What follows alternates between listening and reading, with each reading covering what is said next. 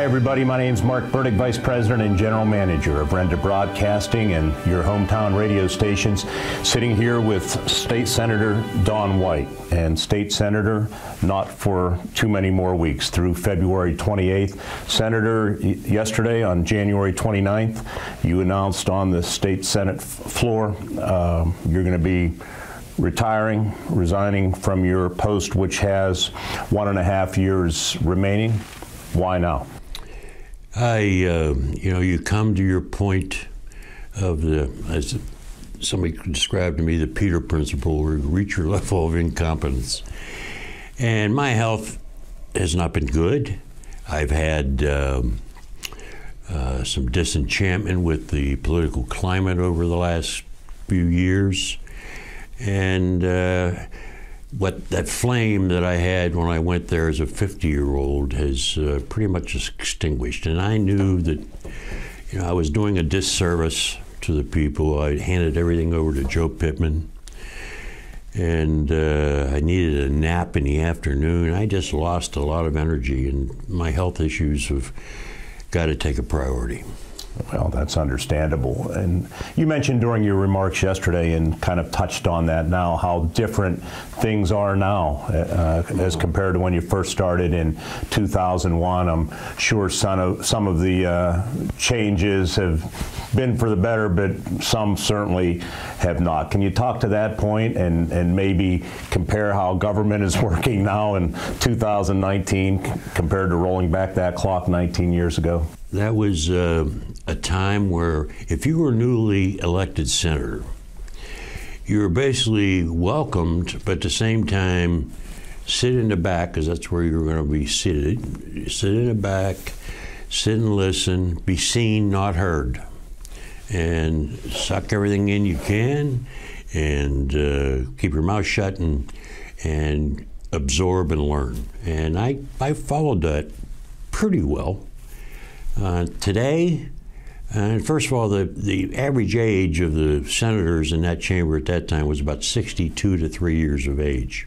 A lot of old geezers down there have been there for 30, 40 years. And now you get these young bucks in, and they're full. They're not going to come in and sit back and take that couple of years to get acclimated. And so it's totally different environment that way. Some young, vigorous, guys that are just into the 30s are now down there, and that's changed. And a good story that I always relate to it and sort of compares to how I felt in 2000. Harry Truman. Harry Truman was elected to the Senate in 1934. And he was a men's clothing shop owner, and he gets elected to the U.S. Senate. And a judge who was a common pleas court, and a guy that supported him, says, "I don't want you to go down there, Harry, with an inferiority complex." He says, "You go down there, you sit and listen, and you're going to feel very fortunate to be sitting on the floor of the U.S. Senate. And you're going to feel so unproven and uncomfortable." He says, "But within a year," he says, "you'll be looking around saying, how did these other people get elected?" And that's sort of how I felt. I felt like such a novice and a guy that really was maybe the most unqualified guy to ever walk onto the Senate floor as far as being a candidate. All I did was good voting record, I was a veteran, and I was a pretty good businessman. And so that was a real shock to my system and something I had to overcome, which I did. But nowadays it's a younger group, much more vocal, much more centralized in their political philosophy. You're either far left or you're far right. And that part has always scared me. Well, you obviously adapted quickly, and we'd be here for a long time if we talked about your many accomplishments, but I'd like to touch on a few and maybe have you comment. Certainly the KCAC coming to the greater Indiana County region has been an important part of some economic development, if you will, bringing some money into the county. The Indiana Borough revitalization, certainly Windy Ridge, which will lead to the fall opening of the urban facility. But I get a sense that at times, you know, a lot of the under the radar projects, maybe like the water and sanitary sewer projects for residents within your district, have been equally important to you. Is that accurate? That's more than accurate. I think it's something that you and I and most people have the luxury of having clean water provided by the city waterworks or whatever, clean sanitation. And we take it for granted, but there are a lot of people in this district that didn't have that. And me being on the Penvest board was probably one of the best moves I got on in 2004 or 5. We brought back billions with a B money back to this district in grants and 1% loans that enabled a lot of people whose wells went dry for one reason or another. Basically ran sewage straight into our rivers and streams. That's something that doesn't get a lot of political sizzle, but means as much to me as just about anything I've accomplished. Yeah, and certainly a lot of them.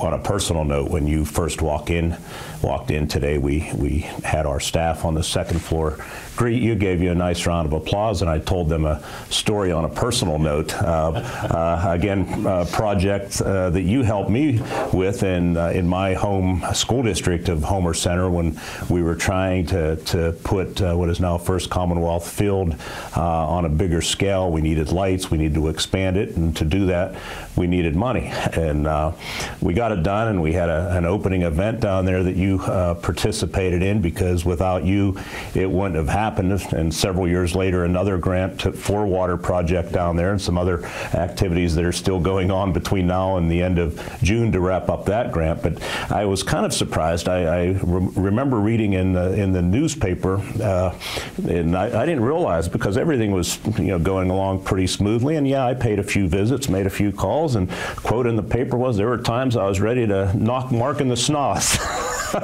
We can laugh about it now, but we thank you for what you meant down to the in the Homer Center School District region. The people that the squeaky wheel does get to grease sometimes, and you were pretty relentless on that because you really believed in the project, and you knew you had a vision of what could be accomplished down there, and now you have one of the finest Junior Legion or whatever other use you use it for fields in the multi-county area.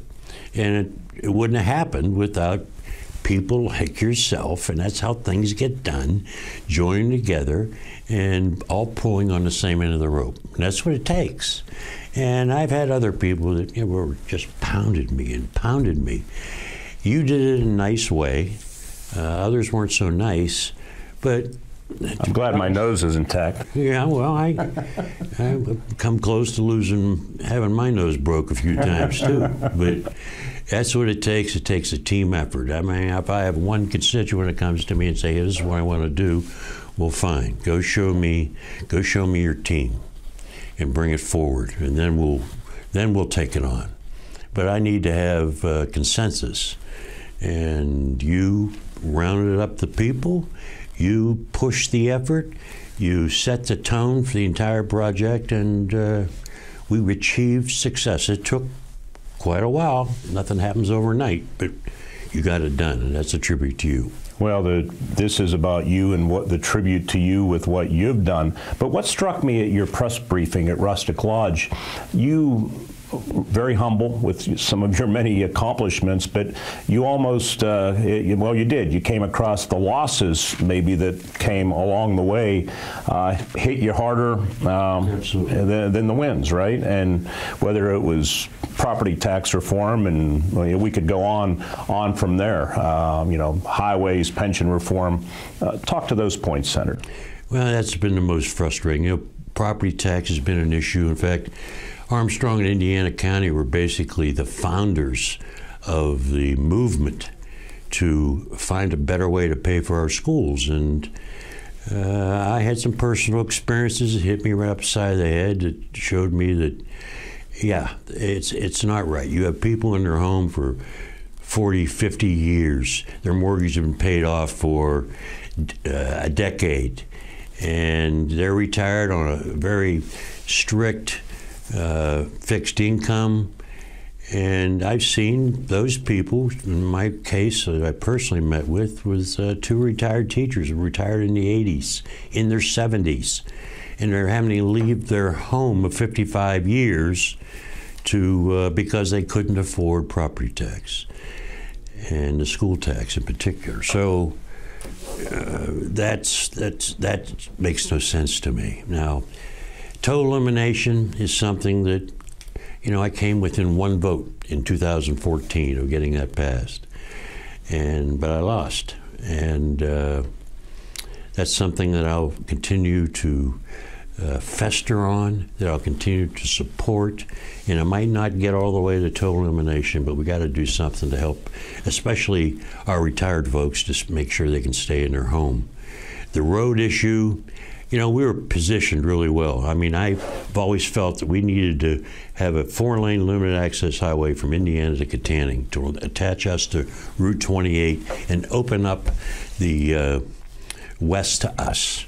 And the people in Armstrong County needed access to the east. And it was something I worked on that back when I was in Indiana JCs back in the mid-70s. And it makes so much sense. And once we got Bill Schuster as our congressman, and he moved his way up to be the chairman of the Transportation House Committee, we were on a roll. We were ready to go. And Bill assured me that he'd do everything. And it was about I'm talking $300 million to finish the road. But because of his power, we were set up really well, but then we never had a federal transportation bill. They never did anything under Obama, and nothing so far under Trump, although it might be coming, and that puts us back in the mix. But that's something else I'm very disappointed in. Every time I drive to Katanning and I get behind a school bus or a coal truck and I can't pass anywhere, it gets more frustrating and it festers. And there were a lot of projects that we left on the table that maybe didn't have the support that you talked about, that you developed for your little project, and just didn't have that overwhelming nod from the constituents, and there were bitterness on either side, and they could never come to a compromise agreement, and as a result, they died on the vine. Legislative issues that I pushed hard for and never got across the finish line. Those are things I remember more than the accomplishments, because the accomplishments, like you mentioned, were driven by people back here, not me. I classified myself today as a glorified maitre d', and that's true. I took my marching orders from back here, not down there. And those things, those people made things happen. And we were in a position in 2000 where I think we sat around and felt sorry for ourselves and whined and complained that we got no recognition or activity from the state. And that was something I really wanted to change, and I think we have. Now, do we still have issues and problems? Yes. Educationally, you know, we're not diversified enough. We don't spend enough money on vocational education. I need IUP to become more centralized. We can't have every school in the state system teaching the same thing. We need to specialize. We need to reduce the cost of higher education. It's endless. There are a lot of problems that I left on the table and I'm walking away from that was sort of an issue that made it difficult to make this decision. But, you know, that's now somebody else's issue. The next guy or girl that takes this job will have that, I'm sure you, on their agenda. Real quickly, in your opinion, biggest accomplishment you're proud of, and maybe biggest regret? Biggest accomplishment, I think, was, and I'll maybe take undue credit, is what I said before, is we were sitting around, people weren't getting involved in the Chamber of Commerce. I think the Chamber had almost turned into a coffee club. I might be over-exaggerating, but we didn't seem to have the enthusiasm that we needed. And we didn't have young leaders, people with a lot of energy coming forward. Shortly after that, I mean, I look at the life of the Chamber, it totally changed. And now it's an important arm, a tool in our chest, tool chest that has been instrumental in everything we've done. Our Development Corp, our the people that are in county planning, the commissioners, everybody's on board. And it used to be, you know, somebody get an idea and this guy over here was too political. And I think now that it's not. I mean, I think we've become, we're willing to, Republicans and Democrats in this locale, in this district, work well together.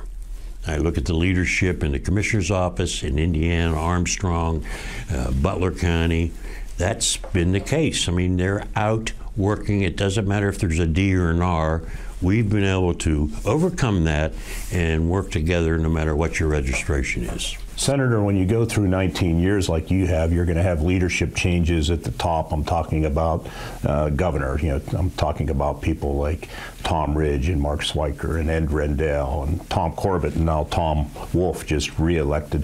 What are your thoughts about each of those that I've mentioned? Been some interesting dynamics. Going down there and having the honor of serving in only 9 months with Governor Tom Ridge was pretty overwhelming. He's an incredible man, but unfortunately, 9/11 happened that year that I got elected, and Tom went off to. Because of the call he got from Washington, D.C., he went down, was Homeland Security Chief, and but one of the most dynamic people I've ever met, and I was proud to have some interaction with him, but just not long enough. Governor Swiker tried to fill the void very capably for his last 2 years of Governor Ridge's term, did a good job. Then came Governor Rendell, and of course, you know, my Republican colleagues didn't really let's just say they had their differences. But Governor Rendell, during my entire 18 and a half years, was the best thing that ever happened to my region. You mentioned earlier the KCAC. That would have never happened without him. A guy, and it pays to have people in big places. A guy got me into the governor my very first term, my very first year, and we took something that Welcome from Indiana started. Shows you once again that the grassroots is so important. And I went and visited with the governor, showed him the overhead picture of here's the introduction to Indiana, and it was a salvage yard. And, you know, I just never got over it. And it had been there for 75 years. And I just felt there were a higher purpose. And I showed him that overhead, and he said, my goodness, it looks like a bomb went off. He was appalled when I showed him the overhead view and said, Don, I think this is something that we should be working on. This needs to be cleaned up. And I totally agreed, and it started to move forward from there. We got, once again, everybody on board. The Borough Council supported it. White Township supported it. The commissioners supported it. Everybody signed off. I went around and made a speech to each and every one of them, trying to get them to say yes, because it meant some tax ramifications. And it was a give and take situation, and it could have been stopped. If any one of those entities, the school district, had said, no, we're not going to give that up. We want the taxes from there. If that would have been their priority, that building down there that is a tribute to this university we were never broke ground. And so, once again, the grassroots people, the people in positions of power here locally, made this happen. And I was the maitre d', and I went down there and worked on the funding. We ended up with 35 million coming from the state, and look at it now. That is a very constructive piece of infrastructure that we would have never had. And with the hotel now, and I always said, we have to have a hotel to make this thing go. That's an important part of our local economy. Yeah, it certainly is. It's been a generator, and I think maybe the best years are yet to come now that the hotel is in place. Rendell, good, maybe through the years with the different leadership, different challenges, right? Yeah, and he always, he's a Democrat, hardcore Philadelphia Democrat. But he was always welcoming to me. I didn't get everything through his office, but the ice rink out there now, S&T Arena, he sunk a nice chunk of money in there to improve the infrastructure and make that a worthy facility for a lot of different youth activities. He helped me with water and sewer, getting more money for Penvest for water and sewer. Transportation issues. He came to town and put me on his bus. We went around and looked at some of the dilapidated bridges and roads we have in the area. Over in Armstrong County, I actually had a bus that would, even in the wintertime, would drive up to a bridge, let the kids off, and it'd pick them up on the other side because of the weight limit and the condition of the bridge. Those things he made it his responsibility to. Now we had the gas tax, and I voted for it, but without that, the orange cones we see all the way around this place for the last several years, those improvements wouldn't have been made. And whether you like it or not, the purpose of that bill was very helpful to us back here. We've done improvements on 422, not to the level I want, but the money now is at least available, and I've made sure all along that we always got our fair share. A couple of final things, Don. I have a feeling one of the guys is going to be up north that's worked with our Renda radio operation in Punxsutawney. But can you talk about some of the more enjoyable people that you've had the opportunity to come across and work with in Harrisburg? I think you know who I'm referring to from Punxsutawney's region. And it's not Punxsutawney Phil. I only went to that once in all my time. Well, you have time now, so you can go up this weekend. Well, the first map that I worked on, I had Punxsutawney in my district, Jefferson County. Yeah, but I met a guy that I'd never met before. My name is Sam Smith. I drove up there on a day much like today, single-digit temperature, 2.5 feet of snow and still coming down. And I never met him, and I walked in, but I knew his background, I knew his dad, but I never met Sam. And I walked in there, and I wanted his endorsement. In fact, I was so adamant about getting his endorsement, if I wouldn't have got it, I wouldn't have ran. I would have backed away. Wow. That's how much he meant to me and how much respect I had for him. And that friendship has grown. I don't think I'd have been nearly as effective if it weren't for Sam. Every bill that I passed in the Senate always got top-level care in the House. It was always sort of funny. His staff would always say, "Oh, here comes another Dawn White bill. We got to push that through." And Sam would get it in the right channels and get it done. He always approved of any project that I came to him with. He was always on my side, had my back under every situation. And he helped restore, after my son died, he helped restore my faith. And he's a very has a very strong faith. He reads the Bible. He's not going to like me saying this, but he reads the Bible every day, and he lives his life accordingly. And we'll never have in Jefferson or Indiana County anybody more distinguished. Speaker of the House of the Commonwealth of Pennsylvania. He was a glorious leader and somebody that you can't imagine the maze of government agencies that he helped me work through when I didn't have a clue.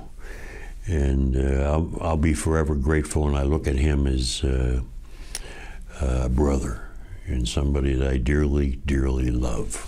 Well, maybe you'll just want to chuckle and keep it to yourself, but can I be brave and ask, maybe through the many years, who irked you the most? Boy. Or is that a long list? Well, it's not a short list, but you said the most. And I was very upset with Governor Corbett. He looked at the legislature as his enemy. I never understood it. I worked very hard for his election. And the day he got elected, I used to talk to him, especially in the last month of the campaign, several times a week.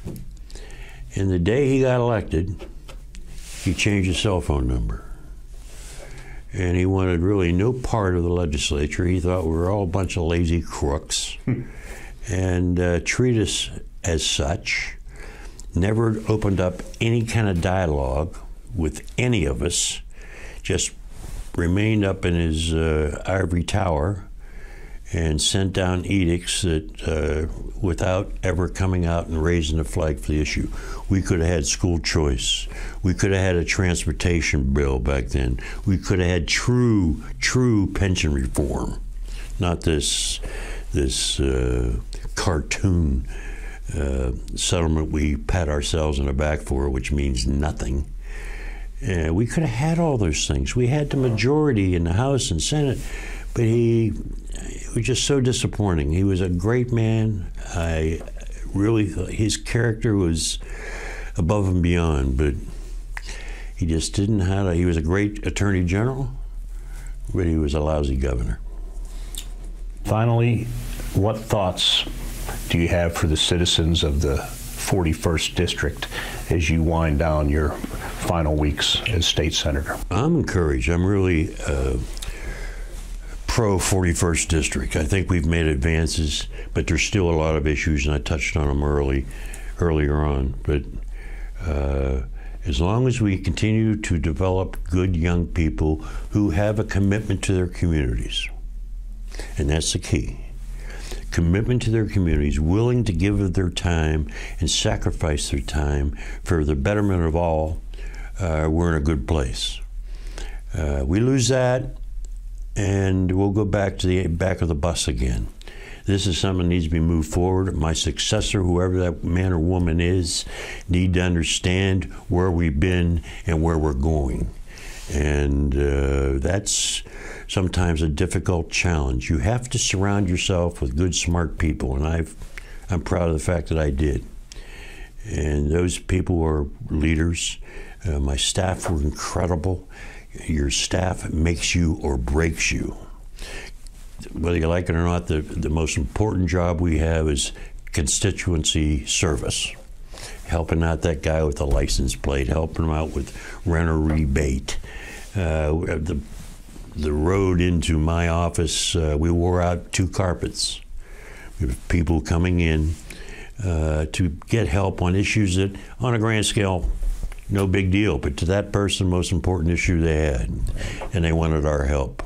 And I'm going to say, the majority of the time, we could deliver. And I'm very proud of that. And that's the kind of leadership going forward that we need. Jim Struzzi is going to be, I've already talked to several House members that are so impressed with him because he was so well prepared. Who had a better list of credentials than Jim? And he'll do a great job down there, but he's going to need somebody in the Senate that's willing to lock arms with him and be helpful on both sides of the chamber and help with bills that are important to them, help with projects back home to get that money released. And so I'm encouraged. I feel a lot better today than I did 20 years ago, and don't feel that I have to go out and stir the pot at all. And we just need to maintain and continue to take steps forward and not fall back into complacency, and have a group of people that once again sit back and wait for something to happen. We got to make it happen. What's next for Don White? I didn't want to lobby. I didn't want a corporate job back home or anywhere in Pittsburgh. I'm never leaving Indiana County. I mean, I'm maybe in the winter, like days like today, I'd like to get away for a month or so, but I'll never leave Indiana County. My passion for this area is never waned, and I don't know. I want to keep busy. My wife's concerned. All of a sudden, I'm home all the time. She doesn't know what. St. Anne, right? St. Anne. Yeah, she have no idea what a rock she's been for me. I told Ann yesterday, she's always been involved in Meals on Wheels and the Alice Paul House, which I'm very grateful for our recent funding we were able to bring home for that. She's been on the hospital board. I maybe a couple boards of community service organizations. I'd like to join an organization like the Rotary or the Lions Club, who do some tremendous work here locally. Drive for Meals on Wheels. You know, I'm a pretty good driver still. Sounded like this morning at the briefing that the state senator card has its privileges. Oh, I'll miss that. A ticket or two. I'll miss that. We were stopped. Joe Pittman kept track. We were stopped over 30 times in 19 years on the turnpike. And fortunately, because the state police budget, their careers are basically very much reliant on what the legislature does. As long as you're not a jerk and you're going a little bit over, not 100 miles an hour, but you're 5 miles or 10 miles over, and they pull you over, you show them that card, and it's as good as a get out of jail free card. Better than that ARP card? Yeah, a lot better than that. And that makes it's funny because I never had a state plate because I didn't want to have that and meet passing people and have them say, oh, that must be Senator White. Look at that guy going 70 miles an hour. So I never had one. So they usually the police, if it's a legislator, they just let them go. But so they stopped me a lot, and I'd always compliment them. And I know how tough their job is. I've always said, there's a lot of jobs I wouldn't have ever done. I'm claustrophobic, so I couldn't have been a coal miner. But right at the top of my list is being a member of the police force that I could never do. You imagine pulling somebody over at 2 o'clock in the morning in a deserted road, and you have no idea what's going on in that car. So they're heroic people to me, and we've seen what's happened to the men in blue across this country over the last several years. And so I always made it a point whenever I talked to one of them, I asked about their career, how long they've been a state trooper. So I was a pretty good schmoozer too. My media card doesn't have those same privileges, but my press credential. Well, maybe Jack Benedict will need a color man in the booth from time to time. The legend, Jack Benedict, the legend. Don, thank you for doing this. Thank you for everything that you have meant to the 41st District, which includes, obviously, the greater Indiana County region. It's been a pleasure working with you. I feel we've had a great partnership with Renda Broadcasting and you and your office, and we wish you nothing but the best. I very much appreciate it. Renda Broadcasting has been, all I've ever asked from media is for them to be fair. And if anything, you guys going over the top, even when I record something, whether it's Josh, Jim, whoever it is, make me look good. And you're fair. And a politician can't ask for better treatment than that. And Renda's been a good member. Tony, the principal, has been a good friend now for a lot of years. And I'm proud of what you've done. I'm proud of the projects you've led. Are incredible. Currently, the Teddy Bear Fund, which I encourage everybody to get involved with one way or another. No donation is too small. It's just been, you've really brought our county into a new level by just promoting it in everything you do. And I'm very grateful for that. So thank you. And we are grateful for State Senator Don White. With the State Senator, who will officially retire on February 28th, I'm Mark Bertig for Renda Broadcasting.